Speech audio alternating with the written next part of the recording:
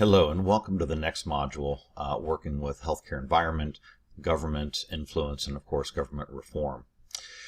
You have a lot of very good resources, YouTube video, a couple of YouTube videos, and some other materials that I've assigned for you to read that kind of talk about the government regulation and the influence on healthcare IT specifically. What I'd like to do is take you back to 2009 when the American Recovery and Reinvestment Act was signed into law by President Obama.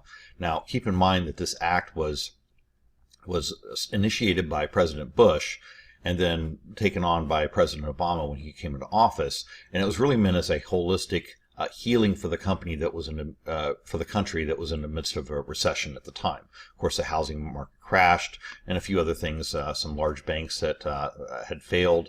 So there was a lot that was going on. But in this act was what was called the HITECH Act, and the HITECH Act provided for $19.2 billion in federal funding to advance healthcare IT. Now, it also provided for the creation of the Office of the National Coordinator, Office of Civil Rights, and a few other things as well. But I want to take you back to that 2009 because I was working at Cerner at the time, and it was a complete mad rush between software vendors and software consulting companies that were working to help these healthcare organizations. It was a little bit different than what the government typically does, and providing these funds for hospitals to implement electronic records, they did something that was a little bit different. Instead of giving the hospitals the money to purchase these systems, what they did was they mandated through something called meaningful use that hospitals had to achieve a degree of meaningful use, and there were three phases initially, three stages, so that they could prove that they were actually using these electronic medical records. Now, if a hospital or a healthcare organization or a covered entity provided the documentation and provided the information that was necessary, they then received a bonus from Medicare and Medicaid. And as you may already know, most of the hospital's income revenue, 60 to 75% of the hospital's revenue, comes from Medicare and Medicaid. So this was a huge bonus for hospitals. However, you still had the same issue as you do in healthcare, is that there are a few early adopters, and those are the ones who are either already on their way to using these electronic medical records, or they're very excited about doing that because they want those Medicare, Medicaid reimbursement bonus dollars. And you also have the healthcare facilities that are more reticent, that will kind of sit back and wait for things to happen. Now, they weren't penalized initially for not meeting meaningful use if you count the fact that they were just reimbursed normally. But the thing is that as meaningful use went through and as hospitals implemented these records and provided that, the first bonuses were like 2% of Medicare and Medicaid. And then the next round of bonuses were 1%. And then as it went along, those bonuses got less and less to the point where there were no bonuses, to the point where there were penalties for not having meaningful use of electronic medical records and electronic health records.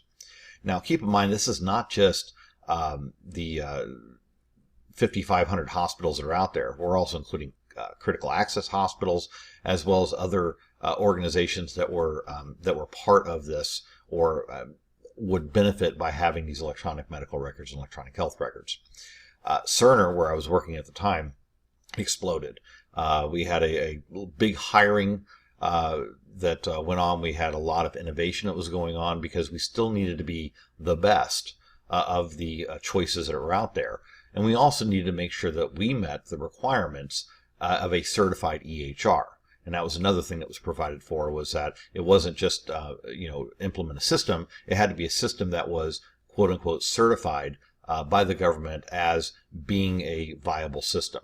That provided a little bit of certainty for healthcare organizations when they were making their purchasing decisions, because they were buying or purchasing a hospital that had met the certification criteria. The certification criteria was a moving target.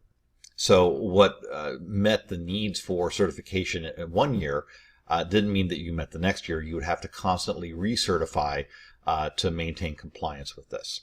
So again, this is kind of the wild, wild west back in 2009.